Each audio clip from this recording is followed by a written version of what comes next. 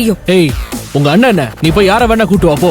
நான் இங்கே தான் இருப்பேன், இந்த தெருவுல தான் இருப்பேன். தோ இந்த தெருவுல மரகத மெக்கானிக் ஷாப்னு ஒன்று இருக்குல்ல, அது என்னோட தான்.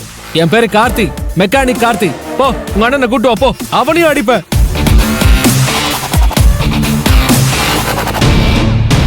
ஏ மெக்கானிக், நீ இன்னைக்கு என்ன பார்க்கல, ஒரு யமனை பார்த்திருக்க. உனக்கு இன்னும் கொஞ்ச நேரத்துல புரியும். ஆ, ஆ.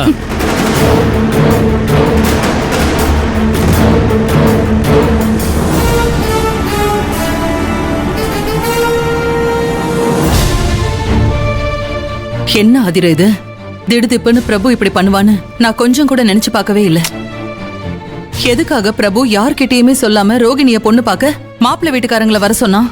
ரோகிணி காலேஜ் போறத பத்தி அவனுக்கு ஏதாவது சந்தேகம் வந்திருக்குமா? ஐயோ அதெல்லாம் எதுவும் இல்ல அத்தை. அப்புறம் எதுக்காக பிரபு இவ்வளவு அவசர அவசரமா ரோகிணிக்கு கல்யாண ஏற்பாடெல்லாம் பண்றான்?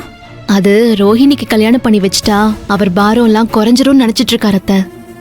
அதனால்தான் ரோஹிணிக்கு அலையன்ஸ் பார்க்க அவருக்கு தெரிஞ்ச கல்யாண புரோக்கர் கிட்ட சொல்லிருக்காரு. நம்மளோட நேரமோ என்னமோ அவருக்கு கைவசம் நல்ல வரன் கிடைச்சிருக்கு. அது தெரிஞ்சதும் இவரு ரோஹிணிக்கு உடனடியா பொண்ணு பார்க்க அந்த மாப்பிள்ளை வீட்டுக்காரங்கள வீட்டுக்கு வர சொல்லிருக்காரு. அது சரி, இப்பவே கல்யாணம் அது இதுன்னா ரோகிணியோட படிப்பு என்ன ஆகுறது?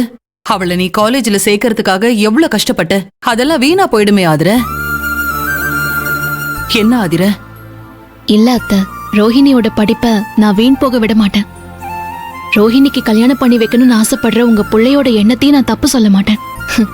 அவர் ரோஹிணியோட அண்ணனா பொறுப்பா நடந்துக்கும் போது எனக்கு சந்தோஷம்தான். அதனால ரோஹிணிய பொண்ணு பார்க்க வர மாப்பிளைய நாமளும் பாப்போம். அவர் நம்ம கண்ணுக்கும் மனசுக்கும் லட்சணமானவரா தெரிஞ்சா அவர்கிட்டயே ரோஹிணி காலேஜுக்கு போய் படிக்கிற விஷயத்த சொல்லிடுவோம். ரோஹிணி படிப்புக்கு மாப்பிள்ள ஒத்துக்கிட்டாருன்னா இப்போதைக்கு நிச்சயம் பண்ணிட்டு ரோஹிணியோட படிப்பு முடிஞ்சதுக்கு அப்புறமா கல்யாணத்தை வச்சுக்கலாமான்னு கேட்போம். ஆனா இல்ல, நிச்சயம் பண்ணிட்டு அதுக்கப்புறம் கல்யாணம் பண்ணிக்க வருஷ கணக்குல வெயிட் பண்ணிட்டு இருக்கணுமான்னு மாப்பிளையும் அவங்க வீட்டுக்காரங்களும் யோசிச்சா